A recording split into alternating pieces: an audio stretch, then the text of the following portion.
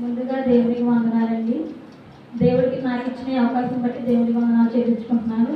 అలాగే పాస్టర్ గారికి, పాస్టర్ అమ్మగారికి కూడా వందనాలు చెల్లించుకుంటున్నాను నాకు ఇచ్చిన అవకాశాన్ని. ఇప్పుడు వరకు 5 మాటలు చెప్పి ఉన్నారండి. ఇప్పుడు 6వ మాటకు మనం చెప్పుకుందాము. 6వ మాట ఏమిటంటే సమాప్తమైనది. సమాప్తమైనదంటే ఏమిటంటే యోహాను సువార్త 19వ అధ్యాయం 30వ వచనం.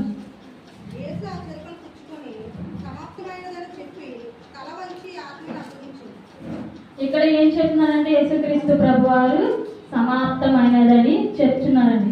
సమాప్తము అంటే ఏమిటో మనము తెలుసుకుందాము. సమాప్తము అనే దానికి అర్థానికి ఏంటంటే ఏదైనా ఒక పనిని లేదా ఆ పనిని నెరవేర్చడం అనేది మనం చూసుకోవచ్చు. అలాగే యేసుక్రీస్తు ప్రభువారు తండ్రి ఇచ్చిన బాధ్యతను ఆయన నెరవేర్చడం జరిగింది. మనం ఇక్కడ 3 విషయాలు తెలుసుకున్నట్లయితే మొదటిదిగా తన తండ్రి చిత్తాన్ని నెరవేర్చాడు. ఏం నెరవేర్చాడంటే తండ్రి పిల్లలమైన మనలను మన తండ్రి పాపముల నుండి విడిపించడానికి తన కుమారుని మన కోసం బలిపశువుగా ఈ లోకానికి పంపించాడండి. యేసుక్రీస్తు ద్వారా మనము కూడా ఆయనతో జతపరచువారుగా ఉండాలని తండ్రి కుమారునికి అప్పగించెను. అయితే యేసుక్రీస్తు ప్రభువారు ఆ బాధ్యతను ఆయన అంగీకరించి తన తండ్రి చిత్తాన్ని నెరవేర్చడం జరిగిందండి. రెండోదిగా మనం చూసినట్లయితే పాపులమైన మనలను రక్షించాడు. మత్తయి సువార్త 1వ అధ్యాయం 21వ వచనం. మత్తయి సువార్త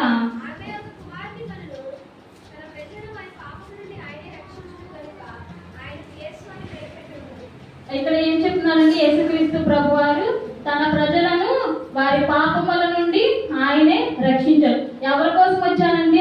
యేసుక్రీస్తు ప్రభువారు పాపులమైన మనలను రక్షించడానికి యేసుక్రీస్తు ప్రభువారు వచ్చారు.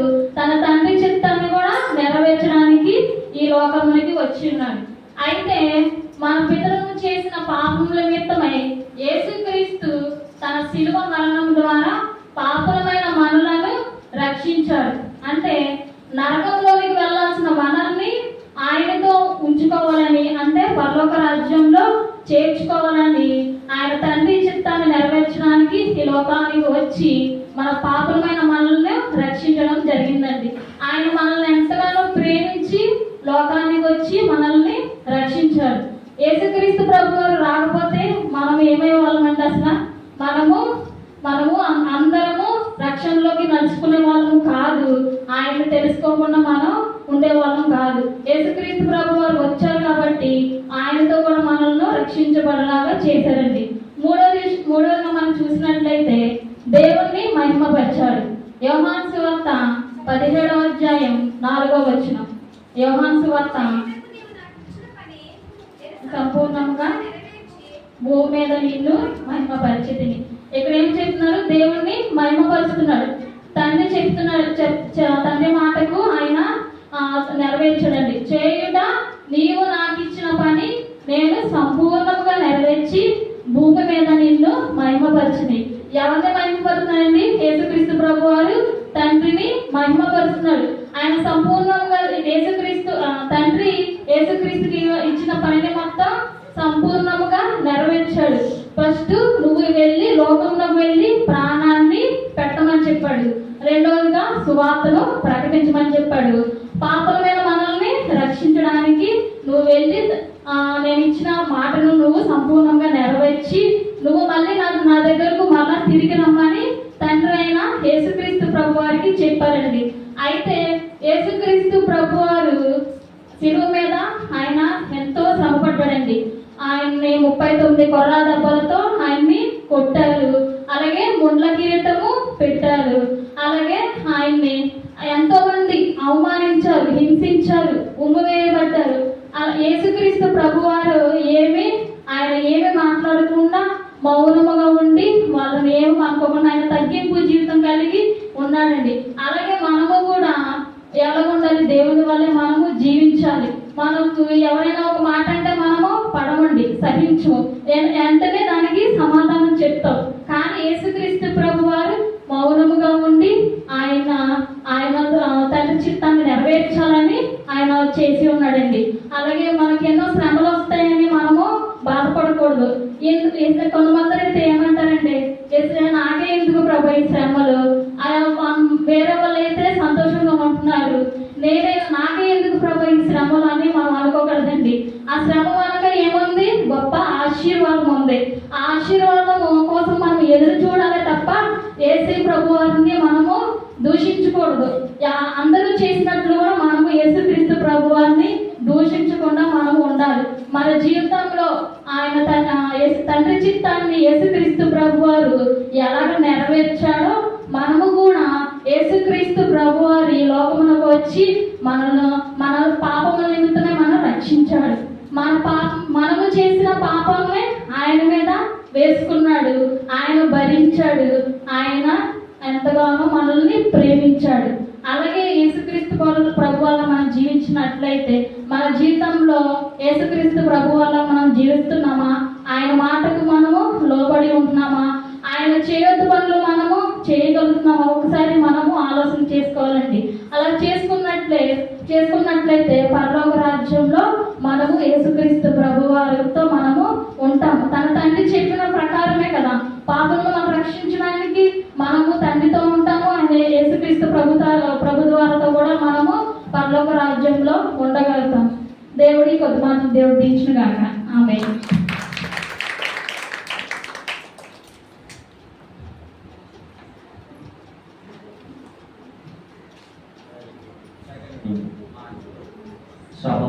తెలియజేశారు. అందరూ వచ్చి నేను దేవుడు స్తుతిస్తున్నాను. దేవుడు మిమ్మల్ని మీకు చుమ్మాలి దీవించును గాక. ఆమేన్.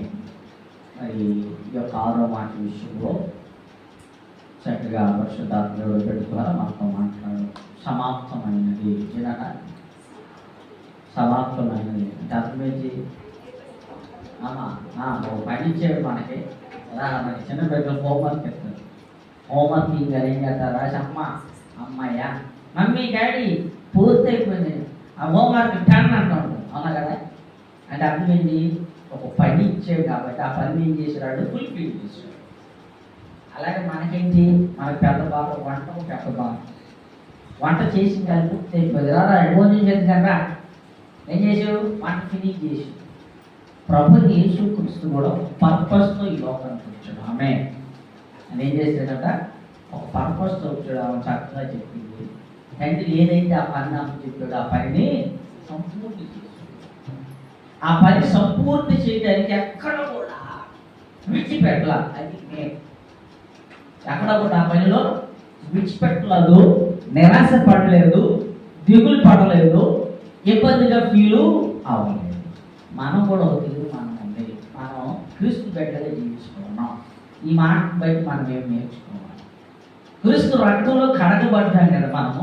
ఇక్కడ నుంచి క్రీస్తు వలె జీవించాలి. ఆమె ఆ టాస్క్ ఏంటి? మనం అనేది క్రీస్తులాగా జీవించాలి. క్రీస్తు ఎలా పరిశుద్ధుడో అలా జీవించాలి. క్రీస్తు ఎలా నీతిమంతుడు అలా జీవించాలి. అది మన పని. అందుకని పౌలు గారు అంటున్నారు, అబ్బాయి నీ భక్తి జీవితం అంత వరకు కాపాడుకోమంటున్నాడు, ఓపికతో పరిగెత్తమంటున్నాడు. అవునా? అలాగే జీవించాలి. ఇక్కడ ఈ మాటలో కొన్ని విషయాలు చేసినట్లయితే చిన్నగా నేను కొన్ని విషయాలు టచ్ చేసి చెప్తాను మీకు. ఇక్కడ సమాప్తం అంటే ఏంటంటే తగిన చిత్తాన్ని జరిగించడం. దేవుని స్తోత్రం. హల్లెలూయా. యోహాను పత్రికలో యోహాను సువార్తలో 4:34 చక్కని మాట ఉంటారు. ఒకసారి చదవండి.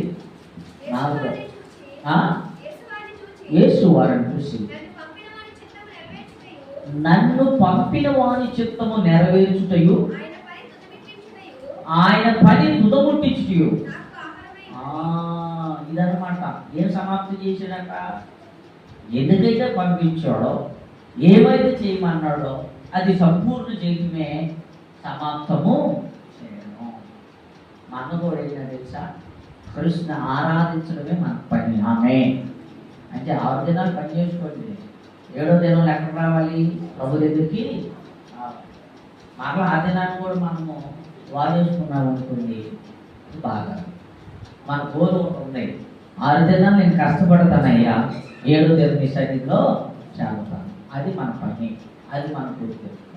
మనము ఆయన చిత్తాన్ని నెరవేర్చాలంటే ఈ లోకంలో చాలా జాగ్రత్తగా భక్తి జీవితాన్ని కొనసాగించాలి. రెండో మాట కూడా మనం ఆలోచన చేసినట్లయితే చూడండి, రోమిలకు రాసిన పత్రిక 10:4 చక్కని మాట ఉంటుంది అక్కడ. అది ఒకసారి చదివి దేవుని నామాన్ని మహిమపరుస్తాం. ఆ తదుపరి తర్వాత మాటలోకి మనం వెళ్దాం. విశ్వసించు ప్రతివానికి నీతి కలుగుటకై క్రీస్తు ధర్మశాస్త్రమునకు సమాప్తమైంది. ఎందుకంటే ప్రియ దేవునికి బిడ్డలారా, ఎక్కడి నుంచి వచ్చింది ధర్మశాస్త్రం? మోషే గారి కాలంలో ధర్మశాస్త్రం వచ్చింది. యేసుక్రీస్తు వారు మరణించేంత వరకు కూడా, ఈవెన్ సంఘం ఎత్తబడే వరకు కూడా ఎవ్వరు కూడా అందులో ఉన్న ఆజ్ఞలు ఫుల్ఫిల్ చేయలేకపోయారు. దేవుడి స్తోత్రం, హల్లెలూయా. ఎవరైనా ఆజ్ఞలు పాటించారా? 10 ఆజ్ఞలు దేవుడు ఇస్తే 10 ఆజ్ఞలు ఎవరైనా ఒక్కరైనా పాటించారా? ఎవరు పాటించాలి. కానీ ప్రభు యేసుక్రీస్తు వారు పాటించారు. ఆమేన్. ఇది మనం గుర్తు పెట్టుకోవాలి. ఏదైతే ధర్మశాస్త్రం ఇవ్వబడిందో ఆ ధర్మశాస్త్రంలో ఉన్నటువంటి ఆజ్ఞలన్నింటినీ తూచా తప్పకుండా ఈయన మాత్రమే పాటించి నెరవేర్చాడు. ఇంకెవరు కూడా ఆజ్ఞను పాటించలేరు, నెరవేర్చలేకపోయారు. ఒక ఆజ్ఞ ఇవ్వబడిందంటే ఆజ్ఞ మొత్తం నెరవేర్చాలనా కదా? 10 ఆజ్ఞలు ఇవ్వబడిన 10 ఆజ్ఞలు మనము నెరవేర్చబడాలి. ఈ 10 ఆజ్ఞలను ధర్మశాస్త్రాన్ని సంపూర్ణంగా జరిగించిన వాడు ప్రభు అయిన యేసుక్రీస్తు వారు. ఏ మానవుడు చేయలేకపోయాడు. అలా చూపించడానికి ఆయన ఈ లోకానికి వచ్చాడు. ఎందుకు బాబు మీరు పాపాలు చేస్తూ బ్రతుకుతున్నారు? ఎన్నిసార్లు గద్దించినా మళ్ళా పాపాలు చేస్తున్నారు, ఎన్నిసార్లు సరి చేసినా మళ్ళా పాపం చేస్తున్నారు. మానవులుగా ఉండి ఆ ధర్మశాస్త్రాన్ని మీరు నెరవేర్చలేరా? దేవునికి లోబడలేరా? దేవుని చిత్త ప్రకారంగా జీవించలేరా అని తెలియచేయడానికే ఆయన నరరూపధారుడిగా ఈ లోకానికి వచ్చి చేసి నిరూపించాడు. ఆమె మానవుడుగానే శ్రమలు అనుభవించాడు. మానవుడుగా శ్రమలు అనుభవిస్తేనే మనకు రక్షణ దొరికింది, అవునా కదా?